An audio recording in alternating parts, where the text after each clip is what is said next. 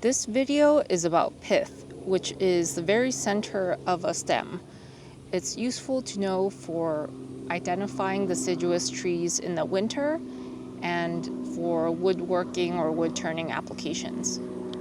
Let's look at this diagram of a cross-section of a young stem. This blue ring here represents the vascular tissue, which is typically arranged in a ring or cylinder shape, so it's also called the vascular cylinder. You also have epidermis and the periderm on the outside. The periderm is what becomes the bark. Any of the tissue that does not include the vascular cylinder, the epidermis and the periderm, is collectively called ground tissue. If the ground tissue is inside the vascular cylinder, it's called the pith, and if it's between the vascular tissue and the epidermis, it's called the cortex. And this is only in dicots because monocots don't have vascular bundles in these nice rings. They have them scattered throughout the stem, so there's no clear delineation between the cortex and the pith, and it's just collectively called the ground tissue. Here's a microscope image of the same young stem. You have this vascular cylinder that looks like a ring, and what it does is it produces xylem to the inside and phloem to the outside. Now this pith isn't reinforced.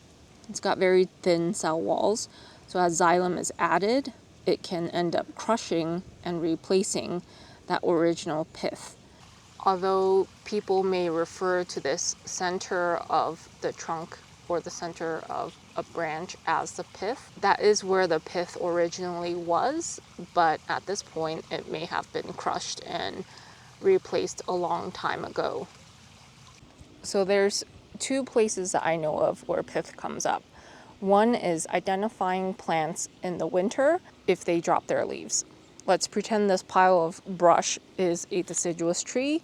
In addition to taking down notes on bark, the leaf arrangements and things like that, I can also cut a piece of this stem and look at it in both the cross section and also dissect it so I can look at it the long way at the very core.